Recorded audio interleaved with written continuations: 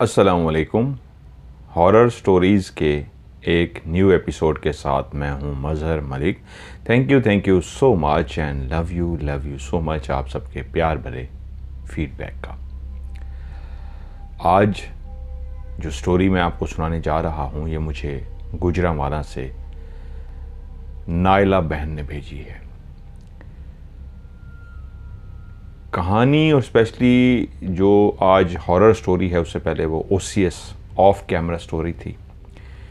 और जब मैं कैमरे के पीछे जितनी भी वाक़यात होते थे जो इतने लंबे होते थे कि मैं आपको प्रोग्राम में नहीं दिखा सकता था, राज प्रोग्राम में, तो उनको फिर मैंने फ़ैसला किया था कि मैं कहानी की शक्ल में ऑफ कैमरा की स्टोरी, ऑफ कैमरा के नाम से आपको वो सारे वाक़यात बताया करूँगा। तो वहीं पे किसी ने पहल की थी अपनी कहानी खुद से, मैंने कहा नहीं था, खुद से कहानी भेजी थी कि मेरी ज़िंदगी की ये जिन्नात की सच्ची कहानी है, इसको ज़रूर प्रोग्राम में शामिल कीजिए। और उनका नाम था नायला। गुजरांवाला से वो कहानी थी और उनका वो जुमला, जब वो जिन्नात ने उनको कहा था कि जब भी पैसे चाहिए हों तो आप लोगों ने कहना है तेला वे तेला, ये चीज़ चाहिए, और वो ये बोलते थे और उनको पैसे मिल जाते थे। मैं उनको कभी भी इसलिए नहीं भूल सका क्योंकि मैंने पहली जब उनकी स्टोरी प्रोग्राम में शामिल की और लोगों ने पसंद किया तो उसके बाद सिलसिला चल पड़ा जो आज तकरीबन 600 एपिसोड मुकम्मल होने के करीब हैं, 670 के करीब, 72 के करीब एपिसोड चल रही हैं। नायला बहन ने मुझे एक और अपनी ज़िंदगी की कुछ ढेर सारे वाक़यात भेजे हैं। उनकी ज़िंदगी जिन्नात से भरी पड़ी है और उसकी रीज़न भी इसी कहानी में मिल जाएगी कि इनकी ज़िंदगी में इतने जिन्नात के वाक़यात क्यों हुए। पहले ये लोग शेखोपुरा में रहते थे और शेखोपुरा के बाद ये गुजरांवाला में शिफ्ट हो गए। तो कुछ वाक़यात इनके ज़िंदगी के जो आज मैं आपको सुनाने जा रहा हूँ कुछ शेखोपुरा के हैं और कुछ वाक़यात गुजरांवाला के हैं। रियल नाम है, रियल लोकेशन है और उनके बहन भाइयों के नाम भी मैं आपको रियल बताऊँगा। नायला कहती है मेरी ज़िंदगी में जो बचपन से लेके आज तक एक बात रही है और वो कभी ख़त्म नहीं हो सकी, वो है जैसे ही वो रात की तारीकी आती है और टाइम होता है 2:30, तो 2:30 से लेके रात के 3:30 तक 1 घंटा मेरी ज़िंदगी का इतना खौफनाक हमेशा से रहा है कि मैं छोटी थी तब से लेके आज तक मेरी आँख इस 1 घंटे में जो 2:30 बजे से लेके 3:30 बजे तक 1 घंटा रात का होता है, मेरी आँख खुद ब खुद खुल जाती है। और उसकी रीज़न है वो खौफनाक वाक़यात जो मेरे साथ बचपन में इसी टाइम के दौरान शुरू हुए और उसके बाद ताउम्र आज तक इसी टाइमिंग में ये वाक़यात होते आ रहे हैं। 5 अल्लाह ताला ने मैं उनकी गिनती मेरे को 5-6 बताया, बहन भाइयों की तादाद थी। ये इकट्ठे एक ऐसे घर में रहते थे, बच्चे थे छोटे छोटे, वालिद और वालदा के साथ एक ही कमरे में ये सारे सोए होते। और पहला वाक़या जो इनकी ज़िंदगी के साथ हुआ वो इसी टाइम के, उस वक्त तो कहती घड़ी नहीं थी ना मुझे पता था, टिक टिक की घड़ी की आवाज़ आती थी। वो उस वक्त एक रात की आधी पहर का एक ऐसा टाइम जो मुझे याद रहता था। बड़े होके पता लगा कि वो ये मखसूस टाइम है 2:30 बजे से लेकर 3:30 बजे तक। हमेशा वो कहती हैं बचपन से ही जल्दी सोने की और सुबह फजर की नमाज़ पे उठने की आदत है, तो मैं हमेशा जल्दी सो जाती थी। लेकिन जैसे ही घड़ी के टिक टिक रात के 2:30 बज जाती थी, आँख खुल जाती थी। और एक पहली दफ़ा मेरे साथ जो वाक़या हुआ रात के 2:30 बजे, मैं अपने कमरे में, छोटी सी थी, उम्र कोई 8-9 साल, 7-8 साल होगी तकरीबन, एक उनका अंदाज़ा है कि 7 या 8 या 9 साल। मेरे बहन भाई माँ बाप उसी कमरे में सोए हुए थे। 2 कमरों पे मुश्तमिल हमारा ये घर था और बहुत बड़ा इसका सहन था, शेखोपुरा का घर। तो वहाँ पे रात को मेरी अचानक से आंख खुलती है और मैं एक छोटी सी बच्ची परेशान हो जाती हूँ कि मेरी आंख क्यों खुली है। देखती हूँ इर्द गिर्द बहन भाई माँ बाप सब गहरी नींद सो रहे हैं, तो फिर मैं क्यों जागी हूँ। उसी लम्हे कमरे के एक कोने पे मेरी नज़र पड़ी तो वहाँ पे जैसे पहलवान होते हैं वैसा ही एक पहलवान जिसने लंगोट बांधा हुआ है एक बच्ची भी उसको देख के इसलिए उसका लफ्ज़ पहलवान इस्तेमाल किया कि उन दिनों में जो इंटरटेनमेंट के लिए ज़्यादातर होता था वो कुश्तियाँ होती थी, पहलवानों की कुश्तियाँ, और इर्द गिर्द बाहर देखते थे तो दीवारों पे चिप्सा कर दिए जाते थे उन पहलवानों की तस्वीरों को कि दंगल कब होगा, मुकाबला कब होगा। और वो जो पहलवान होते थे एक लोहे का हाथ में पकड़ के खड़े होते थे लंगोट बांध के, तो इसलिए वो जानती थी ये पहलवान है। ऐसा ही एक फुर्तीला कसरती सा जिस्म जो वर्जिश कर करके पहलवान बनाते हैं, ऐसा ही एक जिस्म का मालिक शख्स लंगोट बांधे हुए सामने खड़ा है और पैसों की गठियों के ऊपर खड़ा हुआ है। पैसों की गठियाँ बहुत ज़्यादा हैं, जो जिस जगह पे वो खड़ा है उसके पाँव के नीचे गठियाँ ही गठियाँ हैं, और उन्हीं गठियों के ऊपर वो चढ़ के पहलवान खड़ा हुआ है। और मेरी आंख जैसे ही उस पहलवान की तरफ गई और नीचे उसके पाँव में मैंने नोटों की गठियाँ देखी और उसके ऊपर उसको खड़ा हुआ देखा, तो मैं डर गई कि हमारे कमरे में रात के इस पहर कोई कैसे अंदर दाखिल हो सकता है। खिड़कियां दरवाजे सब बंद हैं, हम कमरे में सर्दी की वजह से सो रहे हैं, फिर भी ये पहलवान अंदर कैसे आ गया, और वो भी इतने ज़्यादा नोटों के ढेर के ऊपर खड़ा हुआ है। उसी लम्हे उसने नीचे झुक के एक बहुत बड़ी नोटों की गड्डी उठाई, जो एक कॉपी सी होती है नोटों की, उसने उठाई, फिर दूसरी, फिर तीसरी। उसने हाथ में कई कॉपियां पकड़ी और उसने पकड़ के मेरी तरफ फेंकी। और वो जैसे ही वो नोटों के वो गठियां सी वो मेरी तरफ आईं और मुझे आके लगीं, तो वो मेरे लिए इंतहाई तकलीफ़ का बायस थी। वो नोट मुझे आके लग रहे थे और मुझे बहुत ज़्यादा तकलीफ़ हो रही थी। ऐसा लगता था जैसे कोई भारी भरकम किस्म के पत्थर मेरे वजूद को लग रहे हों, और मुझे जलन हो रही थी। उन नोटों के टच होने से शिद्दत के साथ तकलीफ़ हो रही थी। और उसके बाद उसने मुसलसल वो नोट उठा उठा के मेरी तरफ फेंकने शुरू कर दिया, और मैं अपने आप को लेटी लेटी नोटों से बचा रही थी। लेकिन कमरे में तो कोई भी नहीं जाग रहा था, क्योंकि जब वो नोट मेरे ऊपर फेंक रहा था तो मैं देख रही थी कोई तो जाग जाए जो मुझे बचाने के लिए उठ जाए कि ये कौन है शख्स जो सामने खड़ा है, मेरे ऊपर इस बेदर्दी से नोट फेंक रहा है। कोई भी बहन भाइयों माँ बाप में से नहीं जागा कि मैंने देखा नोट फेंकते फेंकते वो हमारी जो एक पड़छत्ती सी बनी हुई, अक्सर पहले जो घर होते थे वहाँ पे बर्तन को सजाने के लिए एक एक्स्ट्रा छोटी सी ऐसे पड़छत्ती कह लीजिए, या एक अलग से जिस तरह फ्रेम मुख्तलिफ अमीरों के घर में आपने देखा होगा सजाने के लिए कुछ गुलदान फूल होते हैं, तो एक ट्रे टाइप होता है, छोटा सा एक ट्रे होता है, उसके ऊपर रख दिया होता है जो दीवार के आगे लगा होता है।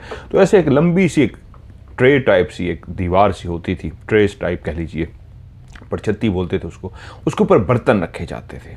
आज भी गांव के अंदर बहुत सारे गांव में दीवार के साथ उसको बनाया जाता है बर्तन को रखने के लिए। उसके ऊपर वो कहती है पीतल के हमारे बर्तन रखे हुए थे। उस दौर में पीतल के बर्तन होते थे।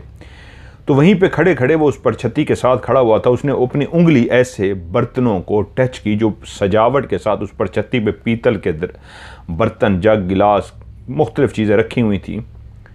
उसने या यूं ही उंगली उनको टच की तो उसी लम्हे वो सारे के सारे बर्तन ज़मीन पर गिर गए, और ज़मीन पे गिरने की वजह से उनके ऊपर बेइंतहा शोर पैदा हुआ। लेकिन हैरत की बात यह थी कमरे में कोई भी नहीं जागा था, सब के सब सो रहे थे। मैं एक छोटी सी बच्ची जो बहुत ज़्यादा खौफज़दा हो चुकी थी इस बात पे कि पहले उसने मेरे ऊपर नोट फेंके जो मेरे लिए तकलीफ़ के बायस थे, उसके बाद उसने बर्तनों को सिर्फ उंगली टच किया है, सारे के सारे बर्तन धड़ाम करके शोर पैदा करते हुए ज़मीन पे गिर गए हैं। इतना ज़्यादा शोर हुआ है लेकिन कमरे में कोई भी नहीं उठा। जब वो मेरे ऊपर पैसे फेंक रहा था मैं उस वक्त भी चीखें मार रही थी, लेकिन कोई भी नहीं जाग रहा था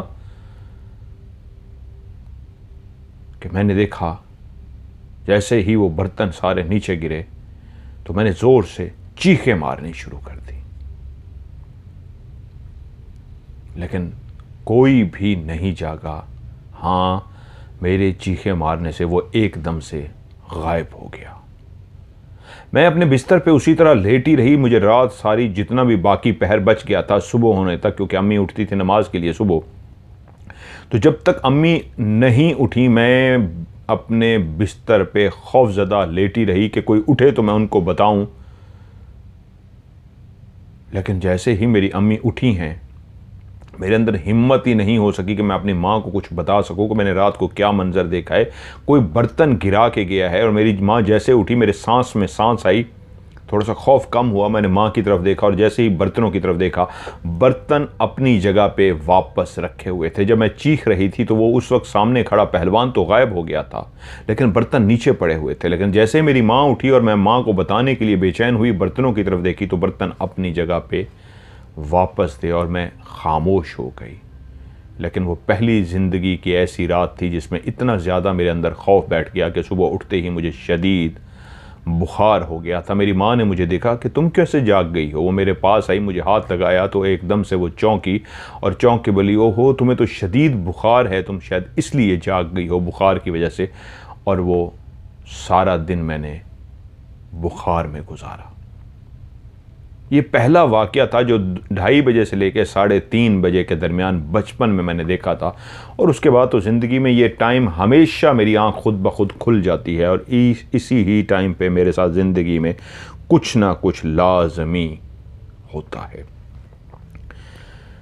वो कहती अम्मी काम पे जाती होती थी, वाले साहब भी गरीब से आदमी थे, वो भी मज़दूरी करते, वालदा भी घरों में जाके काम करती थी। हम 3 बहन भाई घर पर होते थे, नाइला, सरफराज और शहबाज।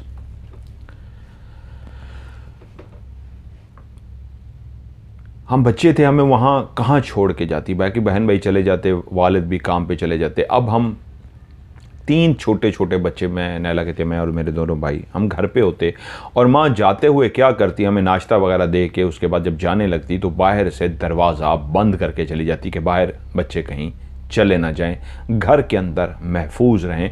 हमें समझा कर जाती कि शरारत नहीं करनी, ये नहीं करना, वो नहीं करता। हम कहते ठीक है अम्मी। अब हम तीनों भाई आपस में खेलते रहते। ऐसी ही एक सुबह अम्मी जाने के लिए तैयार हुई और हमें कहा ठीक है अब मैं बच्चों जा रही हूँ। हमने कहा ठीक है। अम्मी बाहर चली गई, बाहर से दरवाज़ा बंद किया और वो काम पे चली गई। हम तीनों बच्चे खेलते फिर रहे थे। खेलते खेलते घर की साइड पे जो सीढ़ी बनी होती है, सीढ़ी के नीचे अमूमन एक जगह छोड़ी होती है। कुछ लोग वहाँ पे परिंदे पाल लेते हैं, कुछ की जगह खाली होती है, कुछ वहाँ पे वॉशरूम बना लेते हैं, कुछ ऐसी। लेकिन वो कहते हैं जो हमारी सीढ़ी थी उसके वो जो नीचे वाली जगह थी वो खाली सी थी। तो हम तीनों खेलते खेलते हमारी निगाह पड़ी उस सीढ़ी वाली जगह पे, तो हमने देखा उस सीढ़ी के बिल्कुल नीचे एक काला स्याह बच्चा। और ये टाइम कोई रात का टाइम नहीं है, ये सुबह का टाइम है, 10-11 बजे का टाइम है। एक काला स्याह बच्चा जिसके पूरे वजूद को देख के हम एकदम से डर गए। उसका वजूद इंतहाई काला स्याह था। नायला कहती है मैंने जैसे देखा अपने भाई सरफराज को और शहबाज को मुखातिब किया, वो देखो वो कौन है। उन दोनों ने भी उस बच्चे की तरफ देखा। उस बच्चे के हाथ बहुत लंबे थे, उसके बाजू इस अंदाज में लंबे थे जैसे मंकी, बंदर जो होता है उसके हाथ आगे वाले बहुत लंबे होते हैं। उसके हाथ ऐसे ही बंदर की तरह बहुत ज़्यादा लंबे हाथ थे और उसके पूरे हाथों पे, बाजुओं पे बाल ही बाल थे। और हैरत की बात थी, हम उसका मुंह इसलिए अभी तक नहीं देख सके थे कि वो अपना चेहरा गोल गोल घुमाए जा रहा था, ज़ोर ज़ोर से घुमाए जा रहा था। उसका सर गोल गोल घूम रहा था।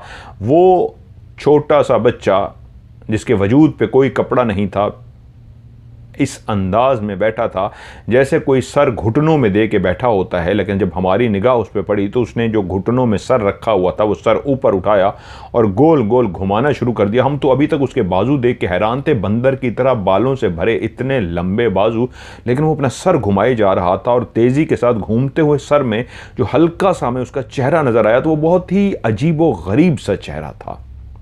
जैसे बच्चों का चेहरा होता है ऐसे बिल्कुल नहीं था। वजूद उसका बिल्कुल बच्चों की तरह था, सिवाय उसके बाजुओं के जो बहुत ज़्यादा लंबे, लेकिन चेहरा अजीबो गरीब सा, जो सर उसका गोल गोल वो घुमाए जा रहा था।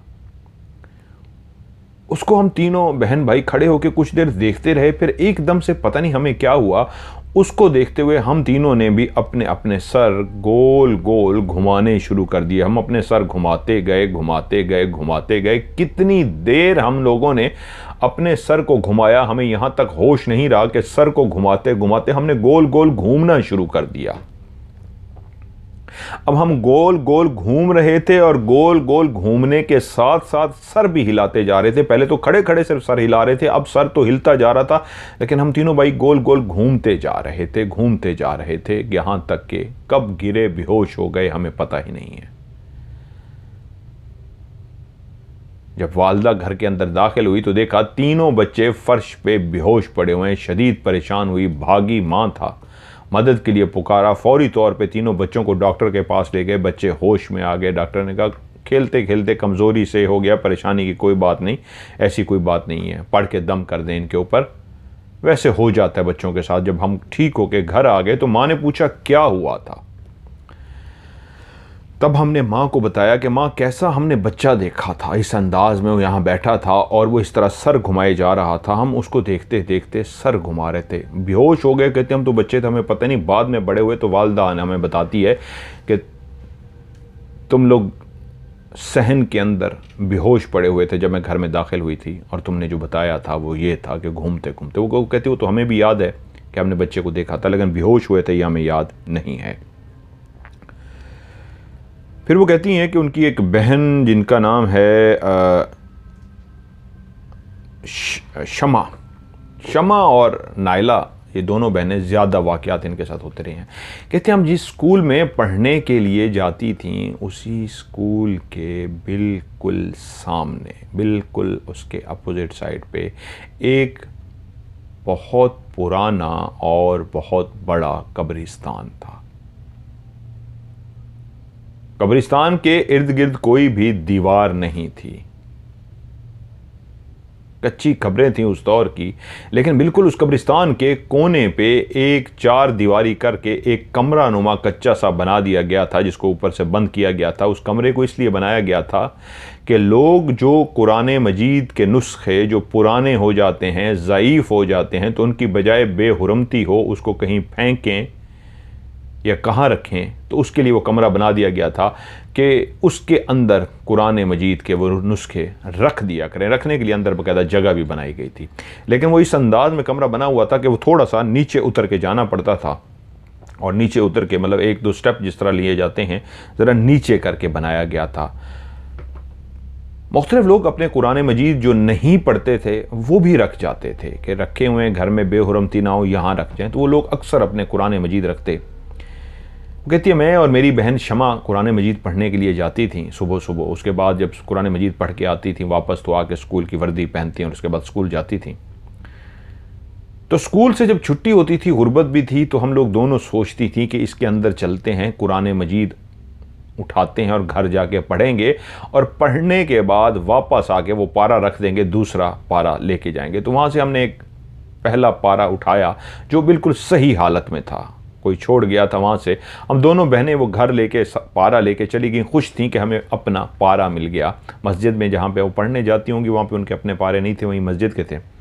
तो हमने उस पारे को, कुरान मजीद का पहला सिपारा, जिसको वो लफ्ज़ पारा यूज़ कर रही है, कुरान मजीद का पहला सिपारा हमने पढ़ा और अपने घर 1-2 दिन रखा, और उसके बाद फ़ैसला किया कि अब इसको रख के दूसरा सिपारा लेकर आती हैं। कुछ दिनों के बाद मैं और मेरी बहन शमा दिन के टाइम हम उस जगह पहुंच गए, उसी कब्रिस्तान के कोने पे। उस वक्त गर्मी थी इस अंदाज़ की कि कोई भी नहीं था, वीरानी सी पड़ी हुई थी। तो मैंने अपनी बहन शमा को कहा कि तू जाएगी अंदर या मैं जाऊं? तो शमा बोली मैं जाती हूं।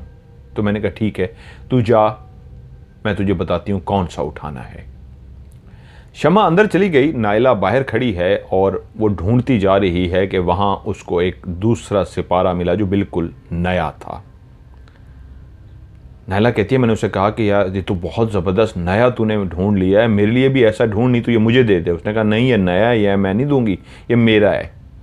मैंने कहा अच्छा चल एक और ढूंढ मेरे लिए भी जो बिल्कुल नया हो, इस तरह का ढूंढ। अब मैं सोच रही थी इससे मैं नया वाला लूँ और भाग जाऊँ, क्योंकि इसको नया मिल गया है, ये नया मैं ले लूँ। बच्चे थे, कुरान मजीद के लिए एक ख्वाहिश रख रहे थे कि हमें मिल जाए। तो वहीं खड़े हुए मेरी बहन को मैंने कहा अच्छा चल किसी और ढूंढना, इस तरह का शायद नया कोई एक और दूसरा सिपारा मिल जाए। तो मेरी बहन वहाँ पे ढूंढ रही थी कि वहीं पे ही मेरी निगाह साइड पे पड़ी, उस कमरे के बिल्कुल पीछे साइड पे जो मैंने मंजर देखा तो मेरे बाकायदा बच्ची होने के बावजूद गूज बम खड़े हो गए, रोंगटे खड़े हो गए।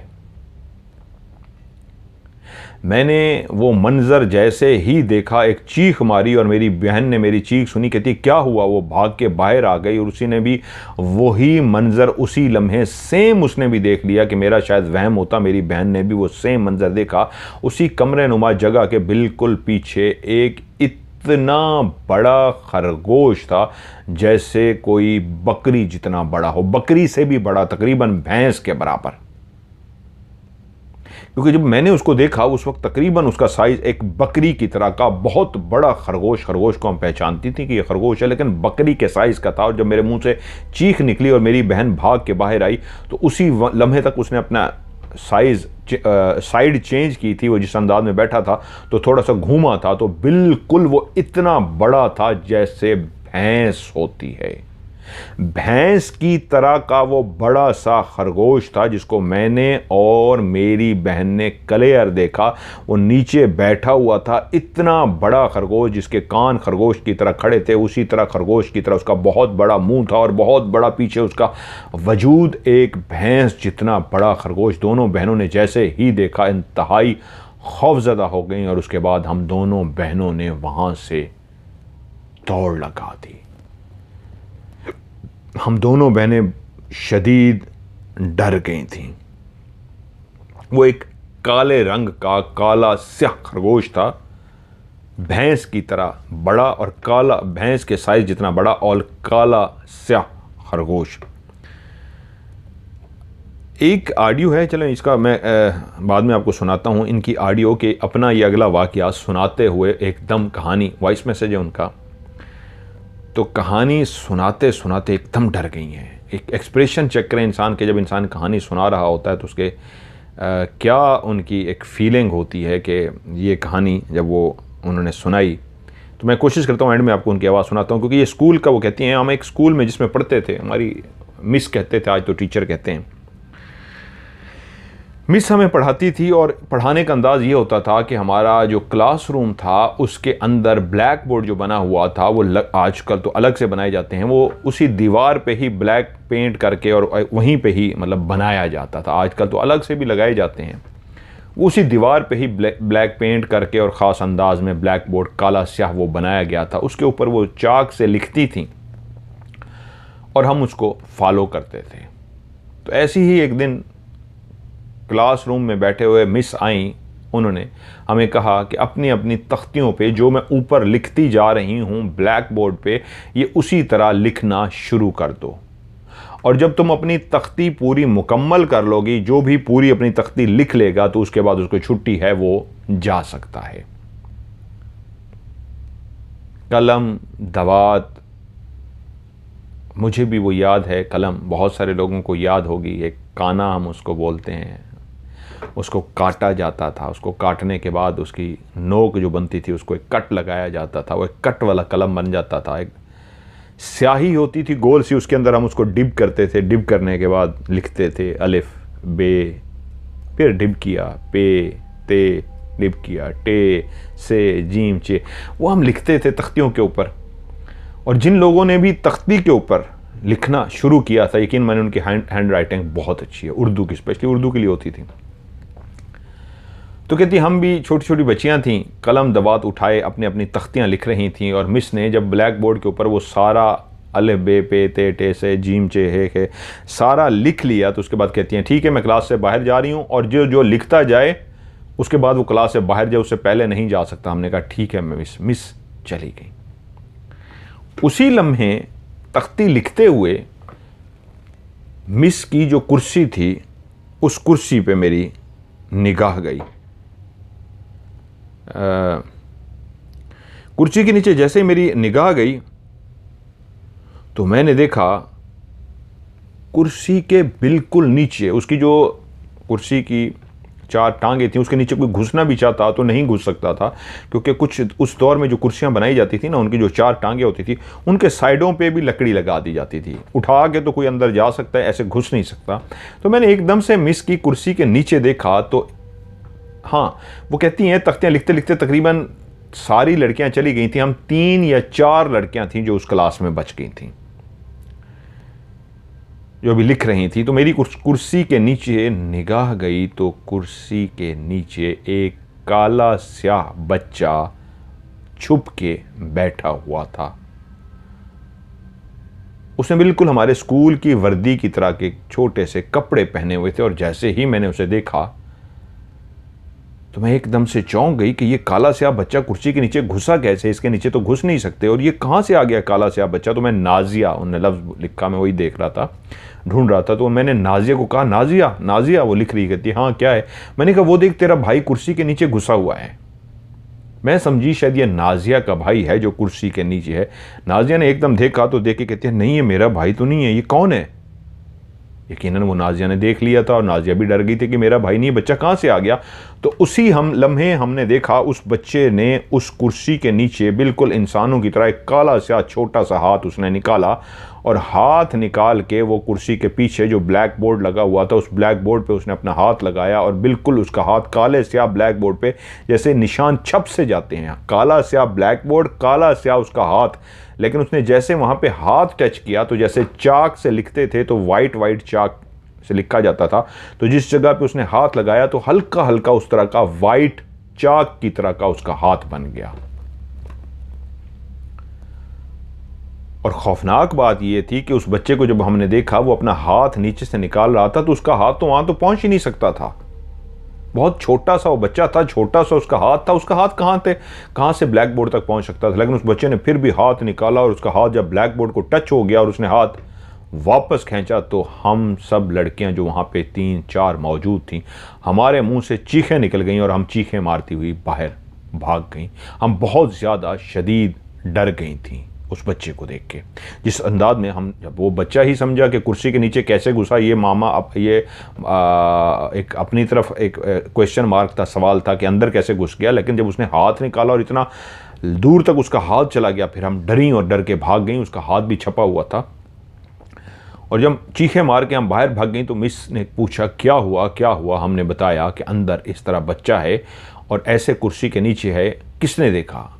मिस मैंने भी देखा। सारी हम 3-4 लड़कियां बोली मिस हम सब ने देखा है। मिस हमारे साथ अंदर दाखिल हुई, आके कुर्सी के नीचे देखा तो कोई भी बच्चा नहीं था। और मिस ने कहा ये हाथ किसका छपा हुआ है। तो हमने कहा मिस ये वही हाथ है जो उस बच्चे ने नीचे से निकाला था और उसका हाथ छप गया। तो मिस बोली वो इस कुर्सी के नीचे अगर बच्चा था तो इतनी दूर उसका हाथ कैसे पहुंच गया। तो हमने कहा मिस हम इसलिए तो चीखें मारते हुए बाहर निकले कि उसका हाथ लंबा होके इस ब्लैक बोर्ड तक पहुंच गया था। मिस कहते नहीं तुम्हारा वहम है, तुम लोगों का ऐसा कुछ भी नहीं होता, ऐसे बातें करे और लगे हुए, कुछ भी नहीं है। तो बाकी जो स्कूल के स्टूडेंट बच्चे थे वो हमसे पूछना शुरू हो गए क्या हुआ, और हम उन सबको बताना शुरू हो गए हमने एक छोटा सा बच्चा देखा है, काला स्याह बच्चा कुर्सी के नीचे घुसा हुआ था। और हमने जैसे ही बच्चों को बताना शुरू किया तो हमारे सर में थप्पड़ लगने शुरू हो गए। हम बच्चों को, टीचर ने हमें सख्ती से मना कर दिया था किसी से कोई बात नहीं करनी है, हमें तुम्हारा वहम है, कुछ भी नहीं है। समझदार थी, जानती थी कि अगर बच्चों ने कुछ महसूस कर लिया और बात फैल गई तो बच्चे डर जाएंगे, तो इसलिए उन्होंने हमें सख्ती से मना कर दिया। लेकिन हम बच्चे थे, बेचैन थे कि किसी को बताएं, और बच्चे भी बेचैन थे कि हमसे पूछ सकें, तो इसलिए हम ज़रा साइड पे होकर चले गए बच्चों को बताने के लिए। बच्चे भी बेचैन थे, दूसरे हाँ क्या हुआ हमें बताओ। हम साइड पे जाके उनको बता रहे थे कि हमें सर में बाकायदा थप्पड़ पड़े। और जैसे मुड़ के देखा पीछे कोई नहीं था, तो एकदम बोले किसने मारा है मुझे। उसने कहा नहीं हमने नहीं मारा, हमारे पीछे तो कोई भी नहीं है। मैंने कहा नहीं मुझे पीछे मारा है। उसने कहा नहीं तुम्हारे पीछे कोई भी नहीं। अच्छा बताओ ना। मैंने फिर बताने लगी कि मैं ना उधर नीचे देखा तो फिर तराख की एक आवाज़ आई और पीछे मुझे थप्पड़ पड़ा। मैंने मुड़ के देखा कौन मार रहा है। उन्होंने कहा कोई भी नहीं, क्या हो गया तुम्हें, तुम्हारे पीछे तो कोई भी नहीं है। और जब मैंने तीसरी दफ़ा बताने की कोशिश की तो अभी बात शुरू ही की थी, फिर से थप्पड़ पड़ा और मैंने मुड़ के देखा नहीं है। तो मैं समझ गई, मैं जब भी बताती हूँ मुझे थप्पड़ पड़ता है। मैं भाग गई, दूसरी सहेलियों के पास गई जिन्होंने देखा था, तो उनसे कहा कि भाई मैं तो बता रही थी तो मुझे थप्पड़ पड़े हैं। तो कहती है हम पहले ही आपस में डिस्कस कर रही थी, तुम्हें नहीं पड़े, हम भी स्टूडेंट्स को बताने जा रही थी कि उनको बताएं तो हमें भी थप्पड़ पड़े हैं। तो इसका मतलब है सबको थप्पड़ पड़े, इस बात को ना बताओ किसी को, अगर बताओगे तो बच्चा मार रहा है सबको। तो हमने ये बात फिर किसी को नहीं बताई क्योंकि हमें थप्पड़ मारे जा रहे थे। अगला वाकया वो कहती हैं कि हम दोनों बहनों को गुड़िया का बहुत शौक था कि हम कोई गुड़िया लें, गुड़िया खरीदें। गुड़िया से बच्चियों को, लड़कों को नहीं, लड़के तो गाड़ियों से खेलते हैं, बच्चियां जो होती हैं ना उनको बचपन में गुड़ियों से खेलने का बहुत शौक होता है। तो हम दोनों बहनों को शौक था कि हमारे पास एक गुड़िया हो। तो हमने अपने बाप से कहा कि हमें ना गुड़िया चाहिए। तो हमारे बाप गरीब था, वो बोला हाँ हाँ मैं अपनी बेटी को गुड़िया ज़रूर ला के दूंगा, मेला आ रहा है ना फलां वाला, वो जैसे ही मेला आएगा तो मैं अपनी बेटी को मेले पे भी लेके जाऊंगा बेटियों को, और वहाँ से गुड़िया भी लेके दूंगा, बस मेले का इंतज़ार करो। और हम खुश हो गई कि मेला आएगा, हम मेले पे जाएंगे तो हमें गुड़िया बाप ख़रीद के देगा। और यूँ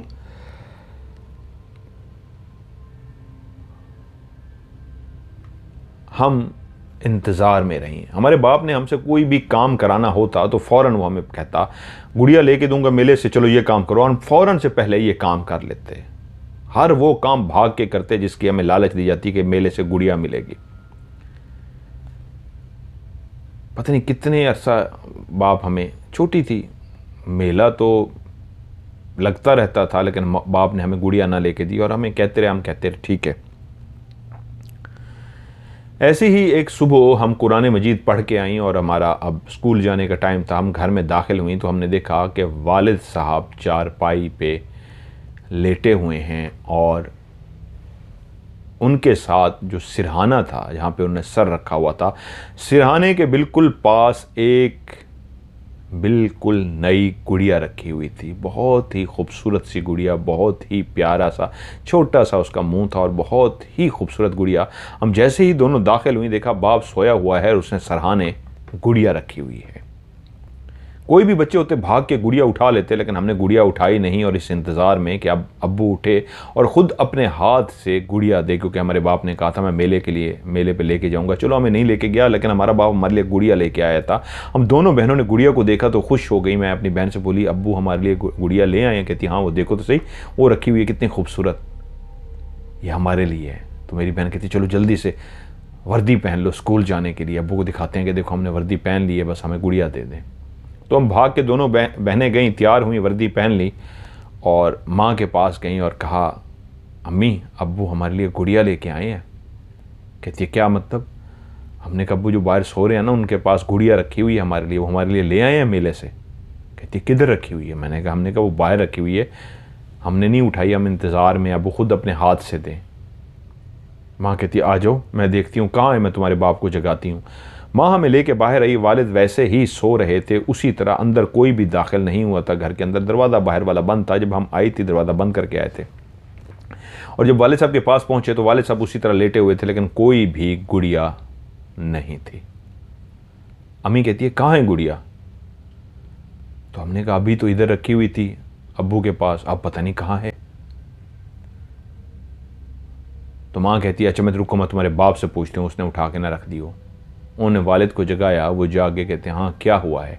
कहा कहाँ है वो गुड़िया बच्चों की जो लेके आए हो? कहते हैं कौन सी गुड़िया? तो माँ कह रही अभी एक यहाँ पे जो तुमने अपने सिरहाने के पास गुड़िया रखी हुई थी बच्चियों के लिए। तो हम दोनों बोल पड़े अब्बू हमने जो देखी यहाँ पे गुड़िया रखी हुई थी। तो अब्बू कहते हैं मैं तो अभी तो मेले पे गया ही नहीं हूँ, जब मैं मेले पे जाऊँगा तो इनके लिए गुड़िया लेके आऊँगा, अभी तो मैं मेले पे नहीं गया तो मैं कोई गुड़िया इनके लिए नहीं लेके आया। तो हम दोनों बहनें एक दूसरे को देख के चौंक पड़ी, इतनी खूबसूरत और इतनी प्यारी गुड़िया जिसको हमने देखा था, फिर वो क्या थी? हम दोनों का वहम तो नहीं हो सकता। ऐसा नहीं था कि सिर्फ मैंने देखी थी, मेरी बहन ने भी देखी थी। हमें उसके कपड़े तक याद है, उसने इस रंग के कपड़े पहने थे, इस तरह का उसका छोटा सा मुंह था, इस तरह के उसके बाल थे, इस अंदाज में रखी हुई थी, दोनों को याद है। बाजू का तो होता है ना कि बच्चे वहम होगा, तो एक का वहम अगर था तो दूसरे का सेम कैसे हुलिया उसने देख लिया उस गुड़िया का। लेकिन वहाँ पे वो गुड़िया नहीं थी। हम फिर अपने स्कूल चले गए और उसमें मसरूफ़ हो गए।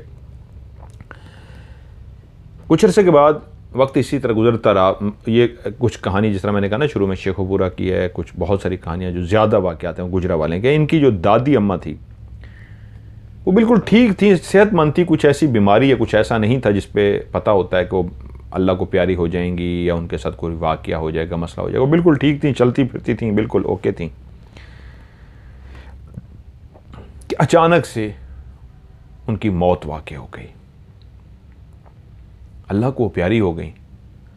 वालिद साहब बहुत गमज़दा हुए क्योंकि जो दादी थी उनके नाम काफ़ी ज़मीनें वगैरह थीं, और जो उनकी बाकी औलाद थी उन ज़मीनों को हड़प करना चाहते थे। वो चाहते थे वो सब कुछ हमारे पास आ जाए, और दादी चाहती थी नहीं, मेरे सब बच्चों को हिस्सा जाए। और हमारा जो बाप था, उनकी भी वो माँ थी, वो चाहती थी इसको भी हिस्सा मिले। लेकिन बाकी सब ने इस अंदाज में उनको जकड़ रखा था, अपने पास रखा हुआ था, उनको हिलने नहीं दे रहे थे।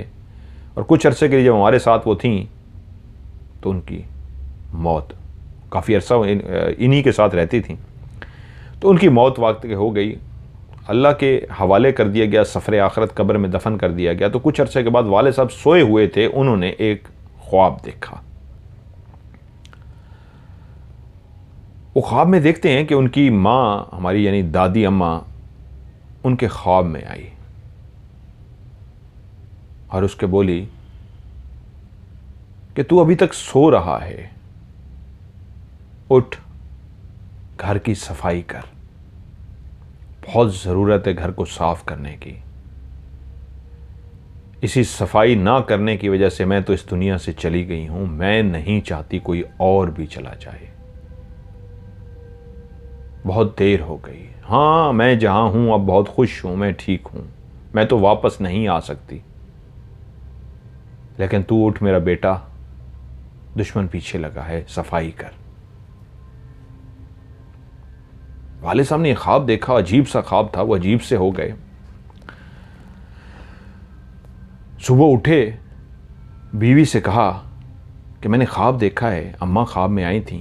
वो कह रही है मैं तो खुश हूँ जिस जगह पे हूँ, लेकिन कोई और ना चला जाए मेरी तरह, किसी और का नुकसान ना हो, घर की सफाई करो। क्या मतलब है इसका? उन्होंने कहा इस ख्वाब का समझ तो यही आ रही है जैसे वो इशारा दे के गई हों कि पूरे घर की सफाई की जाए, तो पूरे घर की हम सफाई कर लेते हैं। तो यूँ वालिद और वालदा ने मिल के घर की सफाई शुरू की। झाड़ू वगैरह तो वालदा लगा रही थी, लेकिन जो भारी भरकम जहाँ पे सामान पड़ा हुआ था उसको वालिद उठाते, वालदा नीचे से सफाई करती। तो वहीं पे घर के अंदर जो भारी भरकम पेटी पड़ी हुई थी, जब उसको साफ़ करने के लिए पहुँचे, वालिद साहब ने उस पेटी को उठाया तो उसके नीचे वालदा ने झाड़ू लगाया, और जैसे ही झाड़ू लगाया तो उसके नीचे से एक तावीज़ निकला। उस कागज़ के टुकड़े को खोला गया तो एक बड़ा सा कागज़ था जिसके ऊपर बाकायदा एक हाथ बना हुआ था, और उस हाथ के अंदर जहाँ बहुत कुछ लिखा हुआ था वहाँ पे मेरी दादी का नाम भी लिखा हुआ था। वाले साहब ने उस तावीज़ को संभाल लिया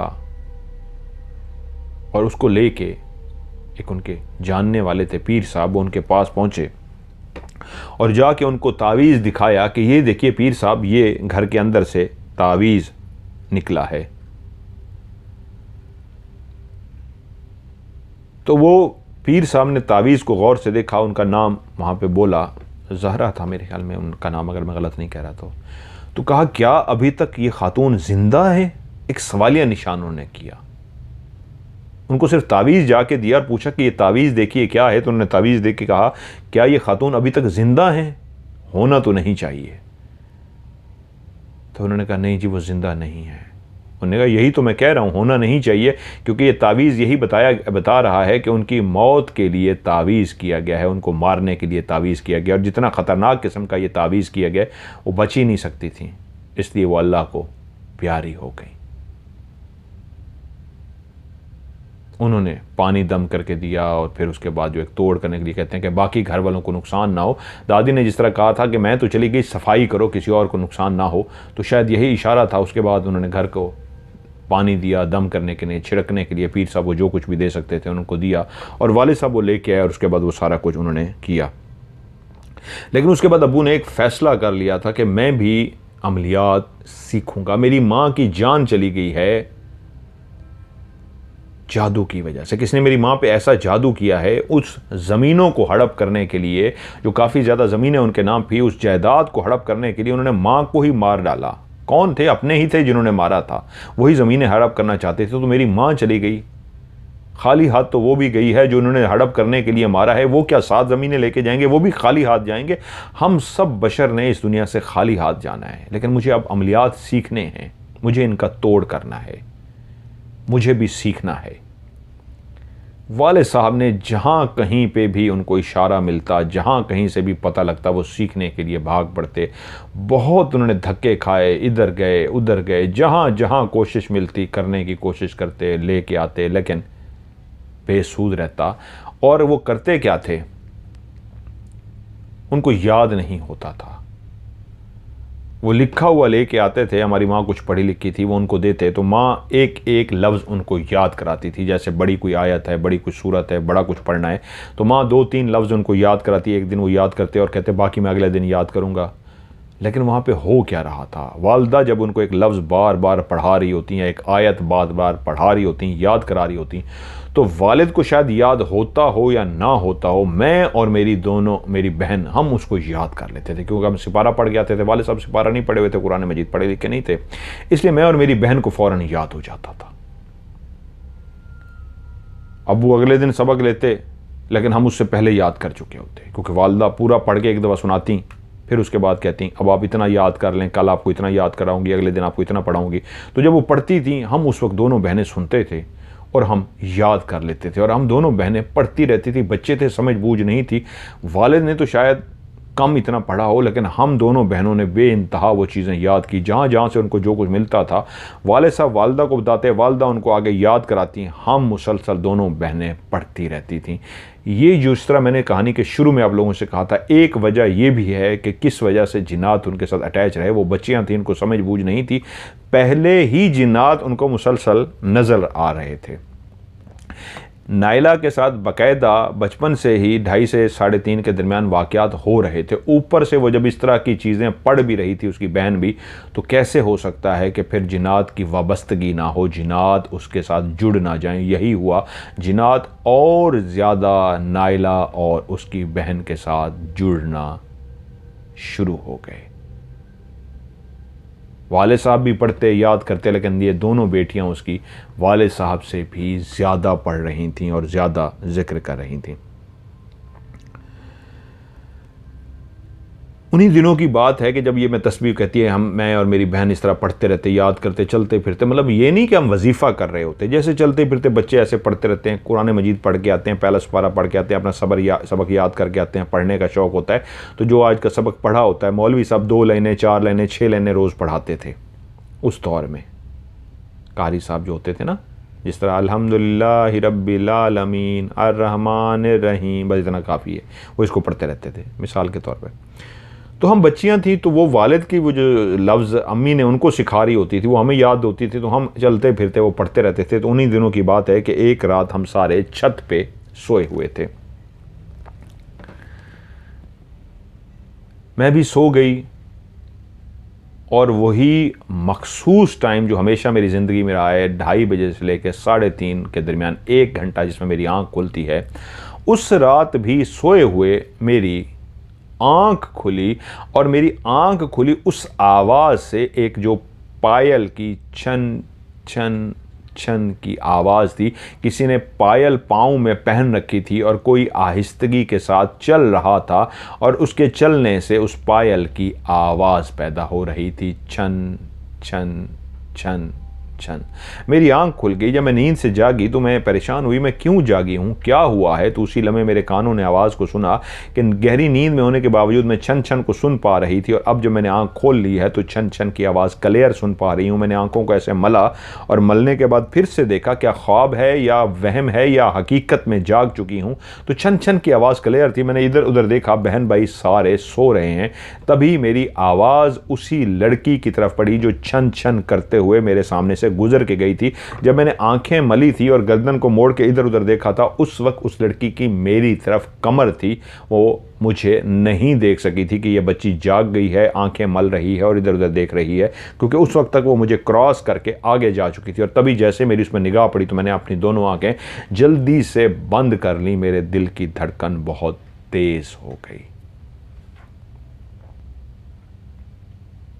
क्योंकि अब छन छन की आवाज़ थोड़ी सी दूर जा रही थी। मेरी आंखें बंद थीं और तभी मैंने महसूस किया वो छन छन की आवाज़ पैदा करते करते उस दीवार तक जाती थी, उस दीवार से मुड़ने के बाद वापस आती। छन छन छन आवाज़ तेज़ होती जाती। मेरी बिल्कुल चारपाई के वो सामने से गुजरती तो आवाज़ बहुत ज़्यादा तेज़ हो जाती, और चारपाई को क्रॉस करते करते फिर आवाज़ दूर चली जाती, दूसरे कोने पर चली जाती। फिर वो उस कोने से उस कोने तक, एक दीवार से दूसरी दीवार की तरफ वो वॉक कर रही थी कि तभी मैंने अपनी एक आंख को चुपके से खोला और देखूं तो सही ये कौन है लड़की जो इस वक्त वॉक कर रही है। तो तभी मैंने जैसे आंख खोल के उसकी तरफ देखा तो वो चांदी के जेवरात उसने बहुत ज़्यादा पहन रखे थे। उसने जो लिबास पहन रखा था वो इतना चमक रहा था जैसे मोतियों वाला लिबास हो, जिस पे मोती लगे हों, जैसे मोती चमकते हैं ऐसे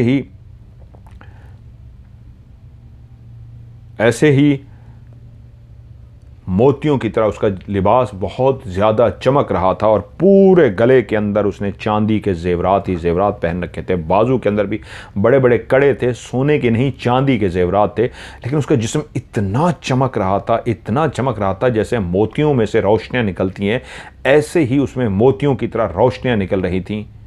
और उसने बहुत ज़्यादा मेकअप किया हुआ था। हम बच्ची थे, हमने तो कभी मेकअप नहीं किया था, नहीं अफोर्ड कर सकते थे, लेकिन फिर भी पता था यह मेकअप होता है। उसने एक लाल लाल रंग की लिपस्टिक लगाई हुई थी और उसका चेहरा इतना खूबसूरत था और लगता था जैसे उसने बहुत ज़्यादा मेकअप किया हुआ है। हमें मेकअप का इसलिए पता था जैसे दुल्हनें मेकअप करती थी, तैयार होती थी, तो इस अंदाज में उसका मेकअप था। और चांदी से लदी हुई मोतियों की तरह कपड़े पहने वो लड़की हमारी छत पे पायल पहने छन छन करती हुई एक जगह से दूसरी दीवार की तरफ और फिर वापस पहली दीवार की तरफ जा रही थी। अब मेरी एक आंख खुली है और मैं मुसलसल उसको देख रही हूँ। मैं डर रही हूँ, मैं खौफजदा हूँ कि मैं नींद में नहीं हूँ, जाग चुकी हूँ। जब छन छन की आवाज़ दूर चली जाती तो मैं समझ जाती अब उसकी मेरी तरफ कमर है, वो मेरी तरफ नहीं देख रही। तो मैं इधर उधर देखती, भाइयों लोगों की तरफ, बहनों की तरफ, क्या कोई भी नहीं जाग रहा। इतनी क्लियर, इतनी ऊँची आवाज़ आ रही है, ये तो सबको आवाज़ क्लियर जानी चाहिए, लेकिन कोई भी नहीं जाग रहा था सिवाय मेरे। और मैं देखती कि सिर्फ मैं एक आँख खोल के उसको देख पा रही हूँ और क्लियर मेकअप किए हुए, मोतियों वाला लिबास पहने हुए एक हसीनो जमील लड़की को, जो यंग से एक लड़की थी, वॉक करते हुए देख रही हूं। टाइम बिल्कुल वही है, 2:30 से 3:30 के दरमियान का, लेकिन बाकी कोई भी नहीं जाग रहा। और कमाल बात यह थी कि मेरी आंख एक खुली थी और एक आंख से मैं उसको उस वक्त देखती जब वो मुझे क्रॉस कर जाती या दूर चली जाती, तो मैं आंख से देखती कि उसको पता ना लग जाए कि मैं जाग चुकी हूं, क्योंकि मैं डर रही थी अगर इसको पता लग गया कि मैं जाग चुकी हूं और इसको देख रही हूं तो ये कहीं मुझे नुकसान ना पहुंचा दे। मैं उसको मुसलसल देखती रही, वो एक जगह से दूसरी जगह आती रही और कितनी ही देर वो वहां पे इसी अंदाज में वॉक करती रही। मुझे नींद नहीं आ सकी। मैं उसी वक्त इतनी डर गई थी कि बुखार जैसी कैफियत में उसी वक्त चली गई थी। इतनी हिम्मत नहीं हुई वालिदैन को जगा सकूं, चीख मार सकूं। डर था कि जो इतनी पायल की आवाज़ पे सारे गहरी नींद सो रहे हैं, कोई भी नहीं जाग रहा, अगर मैंने चीख मारी तो ये मुझे पकड़ लेगी। यकीनन इसने कोई जादू किया है, यकीनन ये औरत नहीं कुछ ऐसी मखलूक है जो रात के इस पहर इतना खूबसूरत लिबास और जेवरात पहन के वॉक कर रही है, पायल पहने छन छन की इतनी शोर पैदा कर रही है, फिर भी कोई नहीं जाग रहा, सिर्फ मैं जाग हूं, क्योंकि मुझे ही रात को नजर आता है। तो मैंने अगर किसी को जगाया तो ये नुकसान हो जाएगा, तो इसलिए मैं चुप करके लेटी रही यहां तक कि सुबह होने वाली हो गई। और जब सुबह हुई तो एकदम से उसकी पायल की आवाज बंद हो गई। कुछ देर मैं ऐसे लेटी रही और फिर मैंने दोनों आंखें खोल के देखा, कहीं मेरे करीब तो नहीं आके खड़ी हो गई। मैं एकदम से डर गई, कहीं मेरे ये ना हो जो उसको पता लग गया हो और मेरे करीब आ गया हो। तो मैंने डरते डरते आंख खोली, इधर देखा, दूसरी तरफ देखा, पीछे देखा, कोई भी नहीं था और वो वहाँ से जा चुकी थी। और थोड़ी देर के बाद सुबह हो गई, लेकिन उस सुबह भी फिर मुझे शदीद खौफ की वजह से, मैं रात सारी जागती रही थी, रात सारी खौफ की वजह से मुझे नींद नहीं आई थी। उस सुबह भी मुझे शदीद बुखार हो गया, बहुत तेज़ बुखार हो गया। माँ ने जब मुझे उठाया तो पता लगा उसको शदीद बुखार हुआ है। वालिद को बताया, वालिद ने फिर पढ़ के मेरे ऊपर दम किया, लेकिन वो मेरी आंखों से औरत ओझल नहीं हो रही थी। और कितनों दिनों तक उसकी खूबसूरती, उसका मेकअप और उसका एक जगह से दूसरी जगह पे आना जाना, पायल की आवाज़ और उसके वो मोतियों वाले कपड़े कई दिनों तक मेरे दिमाग के अंदर छाए रहे।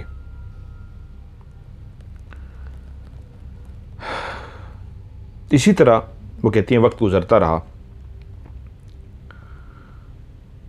मेरी शादी हो गई।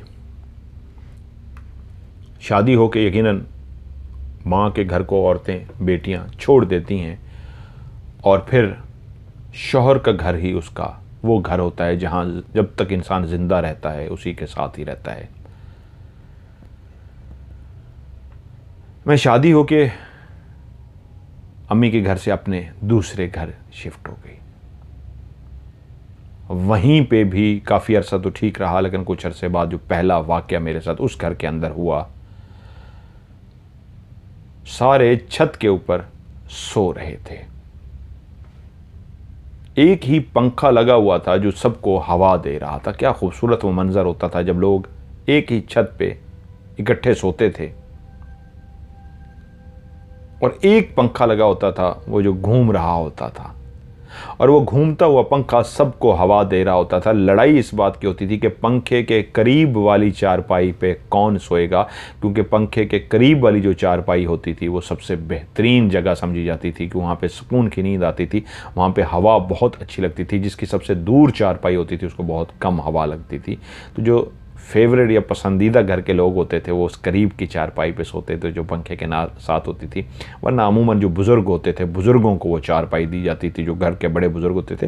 हमारे घर में भी ये था, मुझे इसलिए याद आ गया कि दादा की जो चारपाई होती थी उसके करीब 2-3 पंखे होते थे। एक पंखा दादा की चारपाई के बिल्कुल करीब होता था, एक थोड़ा सा और साइड पर होता था एक पंखा। और हम लोग छतों पर कभी नहीं सोए, सहन में, बहुत बड़ा सहन था तो सहन में सोते थे, तो पंखा इस तरह 2-3 पंखे चल रहे होते थे तो वो हवा लगती थी। लेकिन जब बिजली कभी चली जाती थी तो मैं जाग जाता था, कोई जागे ना जागे, मुझे नींद नहीं आती थी, मुझे बहुत गर्मी लगती थी। तो कह रही है इसी तरह हम सारे छत पे सो रहे थे, पंखा चल रहा था कि रात का कौन सा पहर था कि मेरी आंख खुल गई, मुझे वॉशरूम जाने की तलब हुई कि मुझे वॉशरूम जाना है।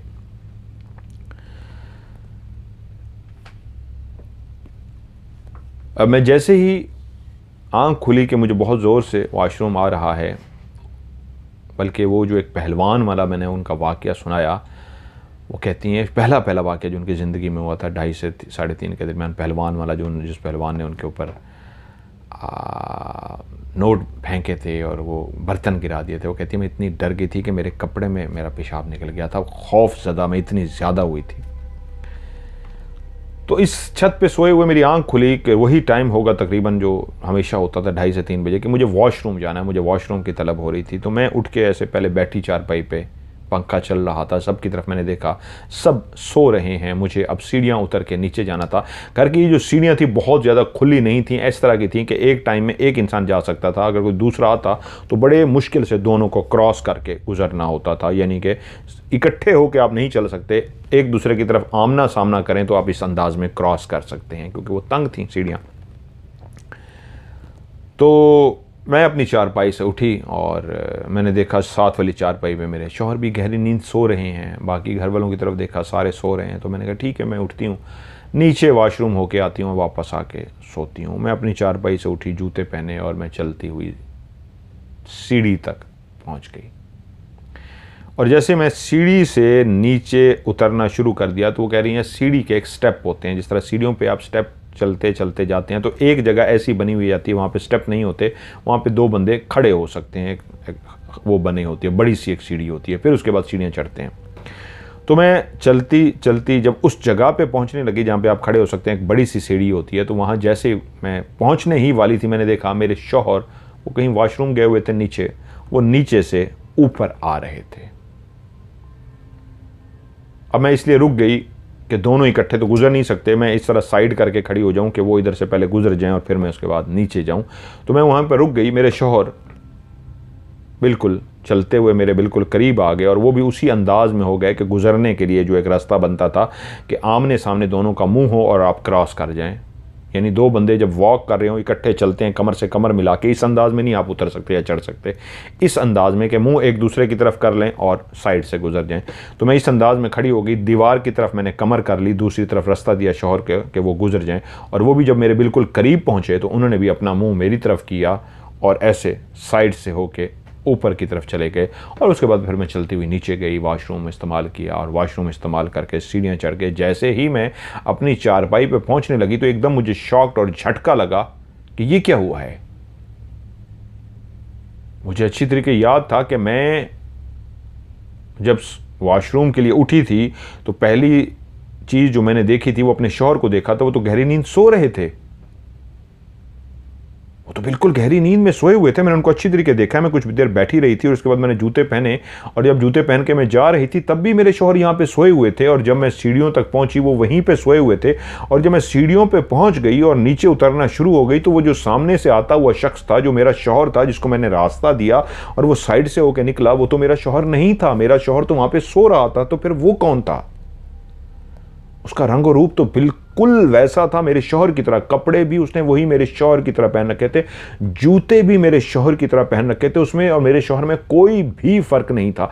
तो क्यों जो ऊपर सोया हुआ था वो कोई और था या जो नीचे से आ रहा था वो कोई और था? मैं एकदम हैरान रह गई, परेशान हो गई, खौफजदा हो गई कि कौन से वाला मेरा शौहर था जिसको मैं देख के गई उस चारपाई पे कोई और सोया था और उसने मेरे शौहर का रूप धारा हुआ था, या जो नीचे सीढ़ियों से चढ़ के ऊपर आ रहा था वो कोई और था और उसने मेरे शौहर का रूप धारा हुआ था। मेरे लिए यह फैसला मुश्किल हो गया करना।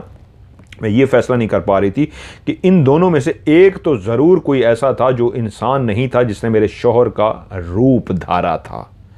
अब ये नहीं पता वो जो लेटा था बिस्तर पे, हो सकता है वही रूप धार के लेटा हो, जो जिन हो और मेरे शौहर का रूप धार के मेरे सामने बिस्तर पर लेटा हो, लेकिन मेरे शौहर वही थे जो सीढ़ी से ऊपर आ रहे थे। और यह भी हो सकता है शौहर ही ऊपर चारपाई पे लेटे हों, जो सीढ़ी से ऊपर जो क्रॉस करके मुझे आया था वो कोई जिन हो, इंसान का मेरे शौहर का रूप धार के आया हो। ऐसी बेचैन हुई, समझ कुछ नहीं आया, मैंने शौहर को जगा दिया। वो गहरी नींद में थे और जाग गए और बोले हाँ क्या हुआ है? मैंने कहा आप अभी वॉशरूम गए थे। तो वो इतनी गहरी नींद से उठे थे उनको याद तक भी नहीं। कहते नहीं मैं तो वॉशरूम नहीं गया। क्यों, क्या खैर है, क्या हुआ है? मैं कहा नहीं कुछ नहीं। मैंने कहा अच्छा आप अभी वॉशरूम गए थे? कहते हैं नहीं मैं वॉशरूम नहीं गया, पता नहीं क्या हुआ है तुम्हें इस टाइम। फिर वो सो गए और मुझे पता लग गया, कन्फर्म कर लिया मैंने, वो जो सीढ़ी क्रॉस करके ऊपर आया था उसने मेरे शौहर का रूप धारा हुआ था, वो मेरा शौहर नहीं था। तो मेरे ख्याल में ड्यूरेशन काफ़ी हो गई है, वाक़यात उनके काफ़ी ज़्यादा हैं ज़िंदगी में जो भरे पड़े हैं। तो इंशाल्लाह कल पार्ट 2 आपको उनकी ज़िंदगी का कल सुनाऊंगा। आज यहीं पे पार्ट 1 को ख़त्म करते हैं। तो आप लोग भी अपनी कहानियाँ मुझे भेजिए, इंशाल्लाह आपकी कहानी को हॉरर स्टोरी का हिस्सा बनाऊँगा। नायला बहन ने जब जब मुझे कहानी भेजी है, अक्लमंदी ये की है कि एक स्टोरी भेजती हैं तो उसके नीचे स्टोरी लिख देती हैं।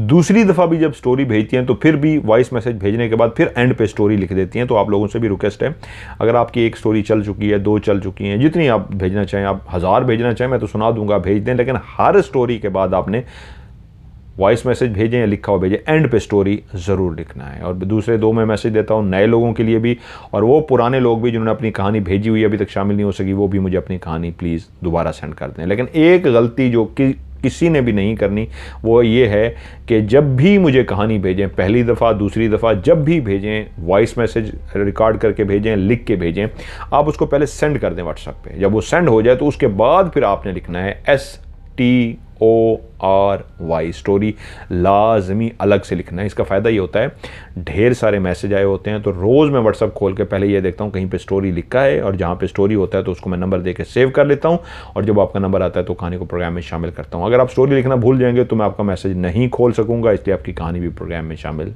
नहीं होगी। भेजने के लिए मेरा व्हाट्सअप नंबर नोट कर लीजिए, +92 प्लस जो जमा का निशान होता है, +92 313665550। मैं रिपीट करता हूँ, +92 313665550। इसको उर्दू में पढ़ेंगे, +923113655550। आज की हॉरर स्टोरी से मदर मलिक को दीजिए इजाज़त। अपना ढेर सारा ख्याल रखिएगा। खुदा हाफिज़।